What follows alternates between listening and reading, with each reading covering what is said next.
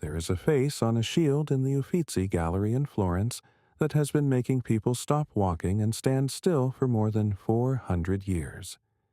It is painted on a convex surface. A ceremonial shield, a targa of the kind carried in Renaissance military parades. The face fills the entire surface. It is the face of a woman, or something that was once a woman, caught in the instant after decapitation. The neck still bleeding, the mouth open in a scream that has no sound. The eyes wide with an expression that is not quite horror and not quite surprise, but something older and stranger than either. The hair, which should hang loose and dead, writhes instead, because the hair is not hair. It is snakes. Dozens of them, coiling and rising and opening their mouths in sympathy with the face they crown, as if the scream that comes from the mouth also comes from every one of them. The painter was Michelangelo Merisi da Caravaggio, and he painted it in 1597, when he was 26 years old and at the beginning of the most explosive career in the history of Italian painting. He painted the face from a mirror, the face of Medusa, the most feared monster in Greek mythology, the creature whose gaze turned living men to stone, is the face of Caravaggio himself. We will come back to that. We will come back to what it means that a young painter looked into his own reflection and saw a monster.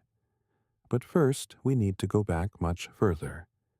We need to go back to the beginning, to the oldest versions of the story, to the world in which Medusa was first imagined, to the questions that her myth was invented to answer. Because the myth of Medusa is not simply a story about a monster and a hero. It is a story about beauty and punishment, about power and its limits, about the male gaze and what it does to women, about death and how to face it, and, in its oldest and strangest layers, about something even more fundamental, about what it means to look and what it costs. Let us begin at the very beginning. Let us begin before Perseus, before the shield, before the severed head. Let us begin with who Medusa was before she became what she became. In the earliest Greek sources, in Hesiod's Theogony, written in the 8th century before the Common Era, one of the oldest texts in Western literature, Medusa is introduced as one of 3 sisters, the Gorgons, daughters of the sea deities Phorcys and Ceto. The 3 sisters are named Stheno, Euryale, and Medusa. Stheno and Euryale are immortal. Medusa alone is mortal, a detail that will become the pivot of everything that follows, the reason she can be killed while her sisters cannot, the crack in her nature through which Perseus will eventually reach. In Hesiod's account, the Gorgons live beyond the ocean at the edge of the world, near the garden of the Hesperides and the realm of the dead. They are monstrous from birth. This is important, and we will return to it, with golden wings, bronze hands, boar's tusks, and hair made of snakes. They are not fallen beauties. They are not transformed women. They are primordial monsters, creatures of the deep world, born from the sea's darkness and the earth's oldest terror. But Hesiod's account is not the only one, and it is not the one that has proved most durable, most troubling, or most rich. The version of Medusa's story that has dominated Western culture for 2,000 years is the one told by the Roman poet Ovid in his Metamorphoses, written in the first decade of the Common Era, 7 or 8 centuries after Hesiod, and saturated with Roman sensibility, Roman attitudes toward women, and Roman literary sophistication. In Ovid's version, Medusa is not born a monster. She is made into one. In the beginning, Ovid tells us, Medusa was beautiful. More than beautiful. She was renowned throughout the world for her beauty, and the most celebrated of her features was her hair. Men came from distant lands to look at her. Her beauty was her identity, her power, her story. And then, in the temple of Athena, she was raped by Poseidon, god of the sea. Here the story hinges on one of the most troubling pivots in all of ancient mythology. Medusa, violated in the sacred space of a goddess, becomes the object not of that goddess's compassion, but of her anger. Athena, goddess of wisdom, of just war, of craft and civilization, looks at what has happened in her temple and is enraged. Not at Poseidon, at Medusa. Because Medusa's beauty, Athena judges, was itself a provocation. Because beauty in a woman is a form of power that goddesses do not share with mortals without consequence. Because the violation of a temple requires punishment, and the violated woman is easier to punish than the god who violated her. Athena transforms Medusa's hair, the most celebrated feature of her beauty, the thing that drew men's eyes, the source of her mortal power over the male gaze, into snakes. And she gives Medusa a new power, a power that is also a curse. Anyone who looks directly at her face will be turned to stone. Think about what has happened here. A woman is raped. A goddess punishes the woman by making her impossible to look at, by turning the very act of looking at her into death. The male gaze, which destroyed her, is now what she destroys. She has been transformed from an object of desire into an agent of annihilation. She has not been given justice. She has been given a weapon made from her own wound. This is why the myth of Medusa has never stopped resonating. Because this transformation, from victim to monster, from desired to deadly, from beautiful to terrifying, is not a story that belongs only to ancient Greece. It is a story that belongs to every culture that has ever punished women for their own victimization.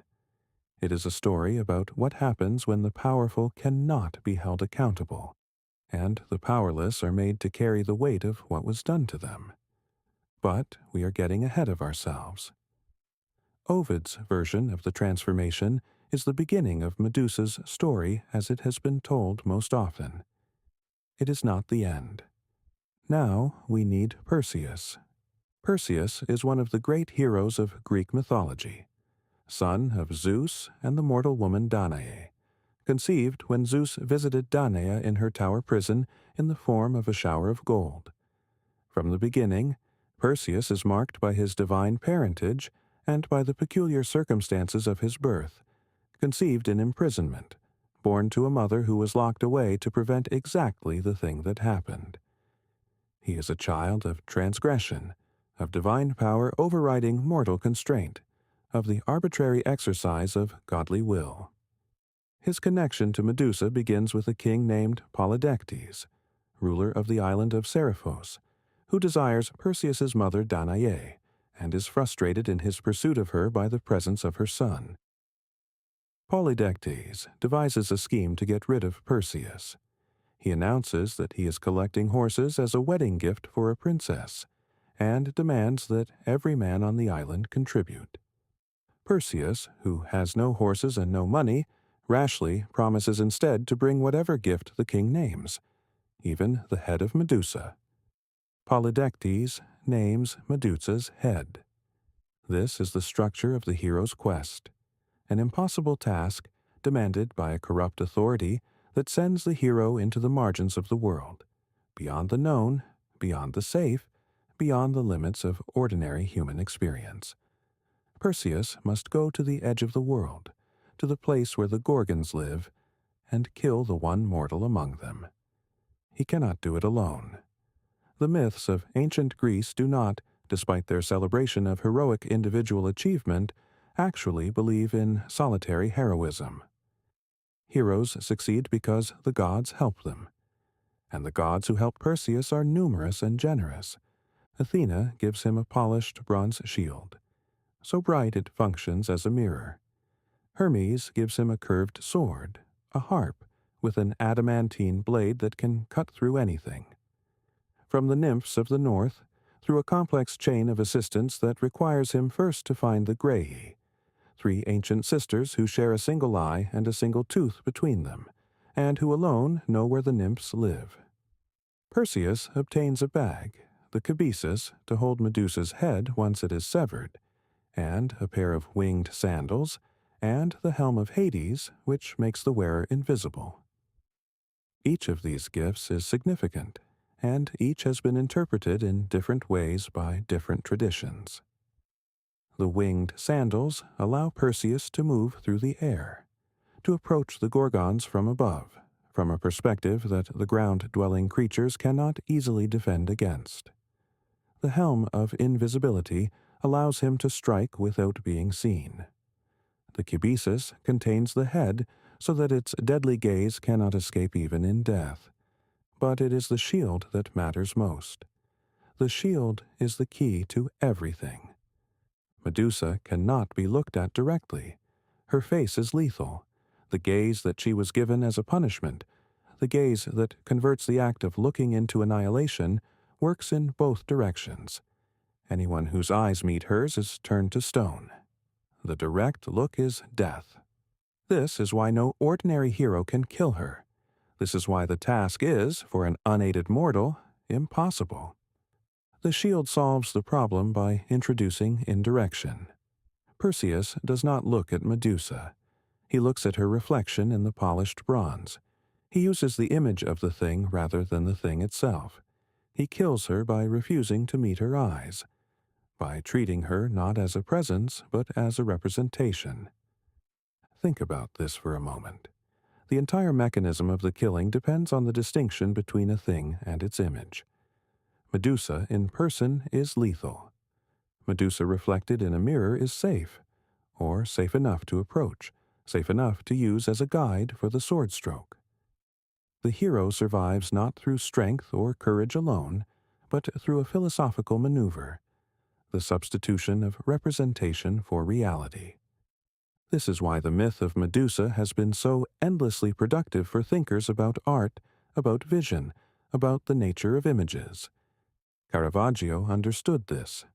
He painted Medusa on a shield, on the very instrument that Perseus used to deflect her gaze, and in doing so transformed the shield into a painting, and the painting into a shield.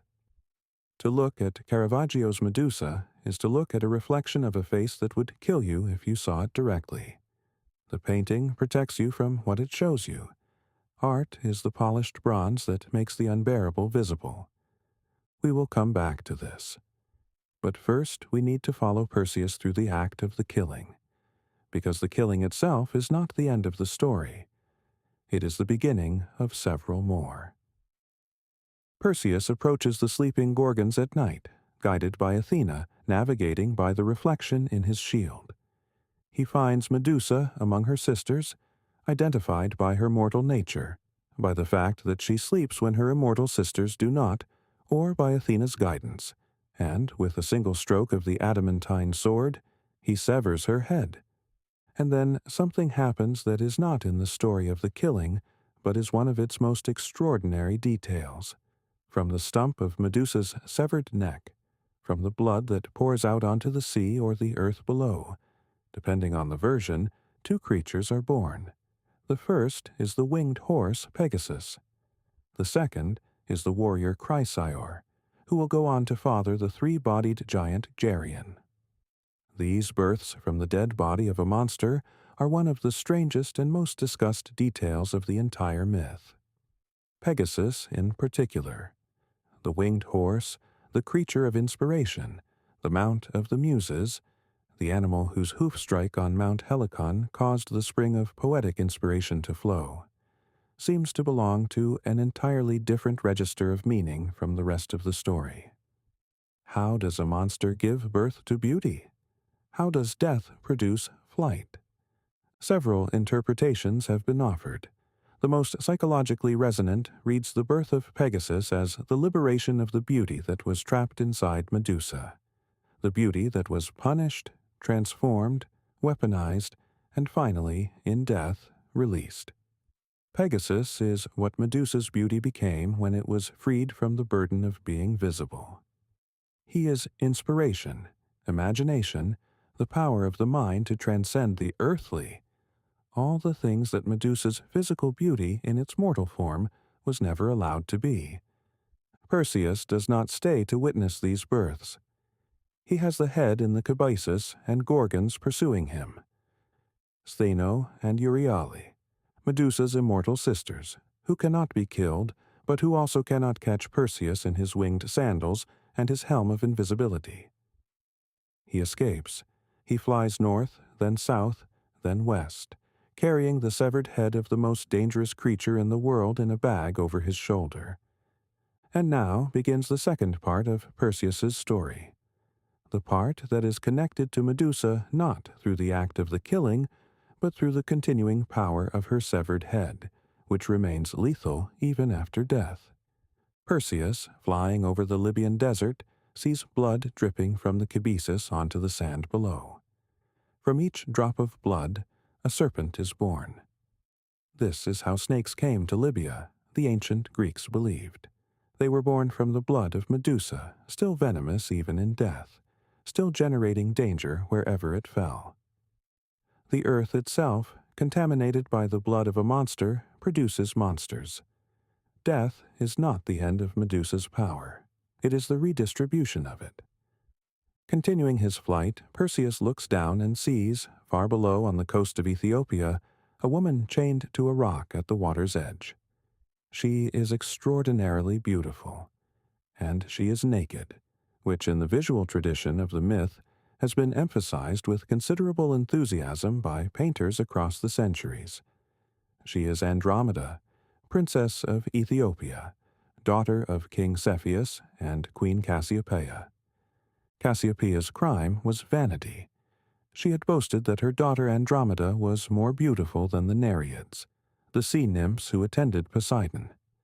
Poseidon, enraged by this slight to his household, sent a sea monster, the Satyrs, to devastate the coast of Ethiopia.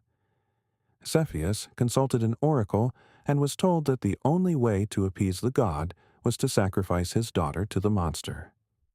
Andromeda was chained to the rock and left to be devoured. Perseus, seeing her from the air, falls in love, or desires her, or is struck by her plight, depending on how the story is being told. He negotiates with her parents. He will kill the monster in exchange for Andromeda's hand in marriage. They agree. He kills the Cetus, in some versions by showing it the head of Medusa and turning it to stone, in others by using his sword. And Andromeda is freed. This episode has generated its own enormous tradition in Western art and literature, largely because it offers the archetypal image of the hero rescuing the maiden, the beautiful woman in distress, the monstrous threat, the divine hero arriving from the sky. It is one of the foundational images of Western romance, and its influence on everything from medieval chivalric literature to modern superhero stories is impossible to overstate. But it is also, in the context of the Medusa myth, a deeply ironic episode. Perseus rescues Andromeda from a punishment that was inflicted on her for her mother's vanity, for a woman's excessive pride in female beauty. Andromeda is punished, in other words, for the same crime as Medusa, for the crime of being, or being associated with, a beauty that provokes divine anger. She is saved because Perseus arrives in time. Medusa was not saved. Nobody arrived. The contrast is instructive. Andromeda is the woman whose beauty is redeemed, rescued, married, eventually placed among the stars as a constellation. Medusa is the woman whose beauty is punished, transformed, weaponized, finally severed from her body and used as a tool of war. The difference between them is not in the nature of their beauty or the nature of the crime committed against them. The difference is in who arrives and when. Perseus carries Andromeda back to her parents, and the wedding feast that follows is disrupted, as wedding feasts in Greek mythology invariably are, by the arrival of Phineus, Andromeda's previous betrothed, who claims prior right to her. A battle ensues. Perseus, outnumbered, reaches into the cabesus and produces the head of Medusa. He warns his allies to look away, then holds up the head. Phineus and his men are turned to stone. This is the third deployment of Medusa's power, the power that was given to her as a punishment, the power that made her a monster, now being used by the hero who killed her as a weapon in his own battles. Medusa is dead, but she continues to work. Her head, held aloft by a man who was never harmed by it, who only ever saw it reflected, turns enemies to stone, wins battles, neutralizes threats. The punished woman's power has been transferred to the hero. Perseus eventually returns to Seriphos, where he finds that Polydectes, in his absence, has been pursuing Danae with increasing aggression. He goes to the king's palace, announces his return, and produces the head of Medusa before the assembled court. Polydectes and his men are turned to stone. The king who set the impossible task as a trap to destroy Perseus is destroyed by the impossible task's completion. Then Perseus gives the head of Medusa to Athena. This is the final transfer of Medusa's power, and it is the most significant.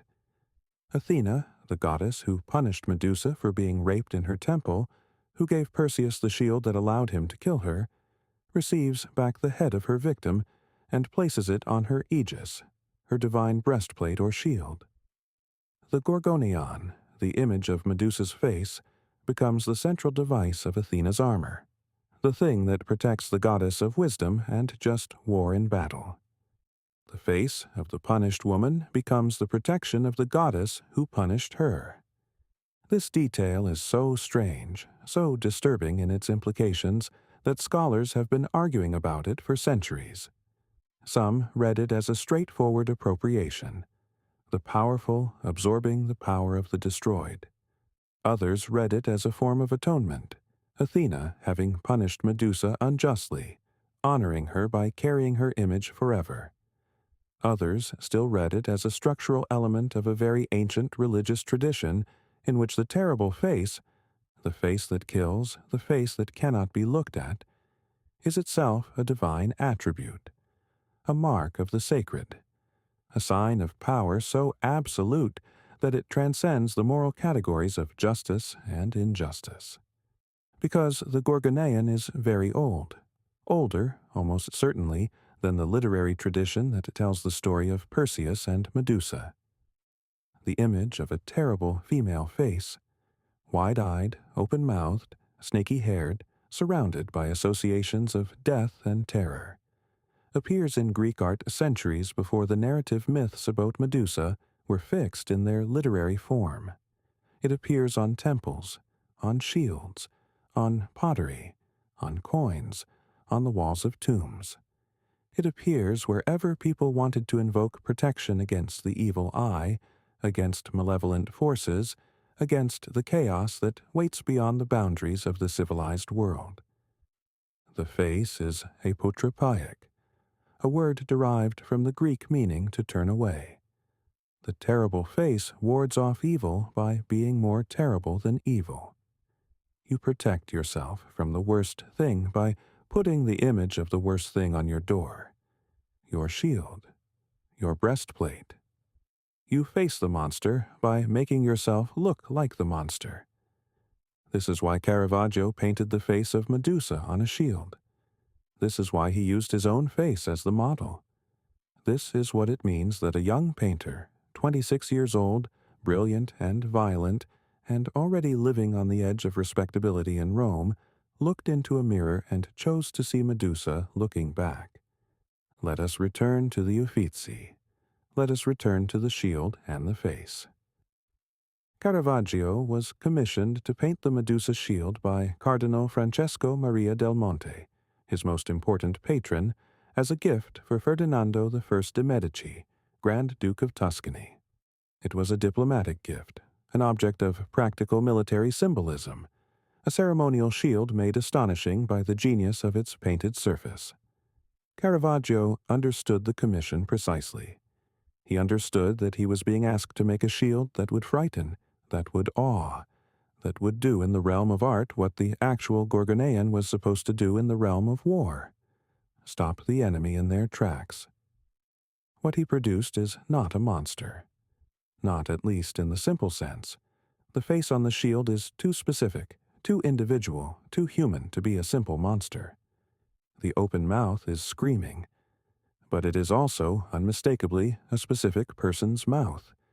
The eyes are wide with an expression that contains, alongside the terror, something else. A quality of self-awareness, of recognition, of a being that knows what has happened to it and cannot quite believe it.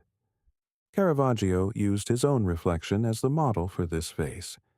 He worked from a mirror, a convex mirror possibly, which would have given him the distorted, dome-like perspective that suits the shape of the shield. He looked at himself and painted what he saw, transformed into the monster. The snake hair is invention. The decapitation is invention. But the face, the specific bones of the face, the particular set of the jaw, the quality of the eyes, that is Caravaggio's own. Why? The question has been asked many times and answered in many ways. Some interpretations emphasize the technical challenge. A convex painted surface requires the same approach as a convex mirror, and by using his own face from an actual convex mirror as his model, Caravaggio solved the technical problem of rendering a face correctly on a dome-shaped surface. This is true as far as it goes, but it does not go far enough, because Caravaggio, throughout his career, made choices that were never purely technical. He chose to show St. Matthew as a peasant with dirty feet. He chose to show the Virgin Mary dead on a table with bloated legs, modeled on a drowned woman pulled from the Tiber. He chose, again and again, to put the sacred and the sublime in the bodies of the poor, the criminal, the marginal. His art was a theology of the particular. The insistence that the universal could only be reached through the shockingly specific, the uncomfortably real, the body that you recognized because it was your neighbor's body, your own body. When Caravaggio put his own face on Medusa, he was making a claim about what it feels like to be an artist, to make images, to have the power to show things that others cannot bear to see. He was a man who had looked at the world with a directness that his contemporaries found disturbing, who had looked at violence and poverty and desire and death and painted what he saw, refusing the softening conventions of idealized beauty that his predecessors had used to make difficult subjects bearable. To look at things that directly is dangerous. It costs something. It changes you. Caravaggio knew this. He had been in trouble with the law repeatedly. He had fought in the streets of Rome. He had killed a man in a brawl over a tennis match in 1606, 9 years after the Medusa painting, and spent the rest of his life as a fugitive, painting masterpieces in Naples and Malta and Sicily while the papal death warrant hung over him. He died at 38 on a beach in Porto Ercole, under circumstances that remain disputed. He was a man who knew what it meant to be looked at by the authorities, to be hunted, to be dangerous and endangered simultaneously. He was a man who knew what it meant to have a face that frightened people, and so he painted his own face as Medusa, as the creature whose gaze kills, whose power is expressed through vision, who was punished for being looked at by being made impossible to look at. The Medusa on Caravaggio's shield is screaming because she has just been decapitated. But she is also screaming because she has just seen herself. Perseus holds up the mirror as he strikes, and Medusa, for the first and last time, sees her own face, the face that was once beautiful, the face that was punished into monstrousness, the face that has killed everyone who looked at it. She sees it, and she screams. And Caravaggio, looking into his own mirror, sees that scream. This is what great art does. It does not protect you from the Medusa. It does not let you look away. It makes you hold up the polished bronze and look at the reflection of the thing you cannot face directly.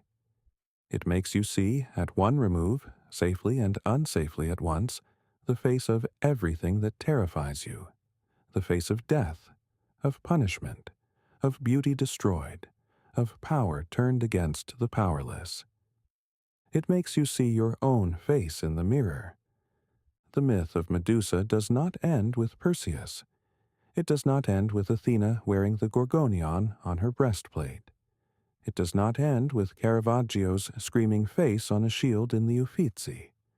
It keeps ending and beginning again, in every age, in every culture that finds in it something that speaks to what they know about power and beauty and punishment and vision.